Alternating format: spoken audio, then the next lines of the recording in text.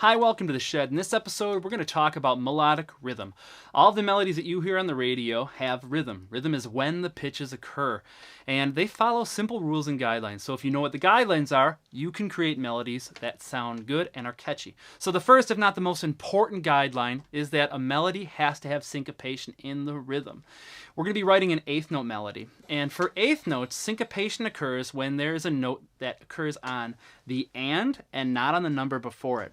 So when I'm counting an eighth note subdivision and my foot's going on the beats, I have 1 and 2 and 3 and 4 and. So when your foot is going down, we call it the downbeat. When your foot's going up, we call that the upbeat. So if I have a note that attacks on the upbeat, and if there's no attack on the downbeat before it, then it's syncopated. So here's a syncopated rhythm.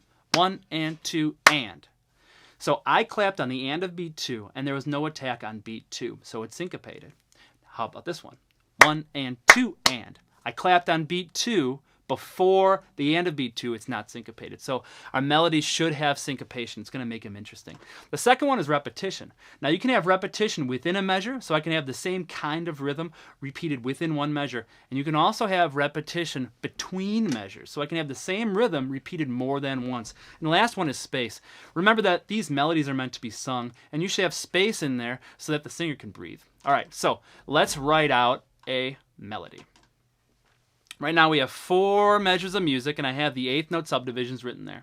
We're going to start with a note on beat 1. So I have a note there on beat 1. Now I'm using X because this is just a rhythm. So you can use any pitch in that place. So I have 1 on 1, and then I'm going to make it last for 3 eighth notes. So that's the duration. Now I'm going to play a new note on the end of 2. Notice that I don't have a note on beat 2. That means that this is syncopated. So I have an attack on 1 on the end of 2, and then another attack on beat 4.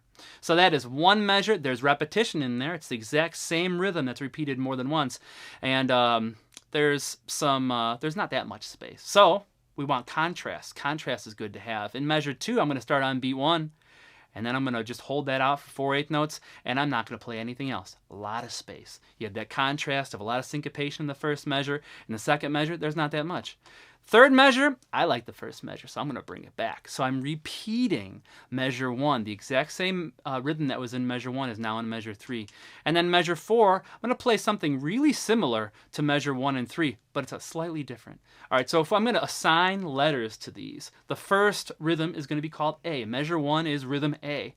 Measure 2 is rhythm B. Measure 3, it's the exact same thing as the first measure, so it's another A. And then measure 4 is C. So the structure of this is A, B, A, C. So let's create a song using this rhythm. I'm just going to play 1, 6, 1, and 4. So I have dun, dun, dun, dun, dun, dun, dun, dun, dun. Dun, dun, dun, dun. Dun, dun, dun, dun, dun. And that's melodic rhythm.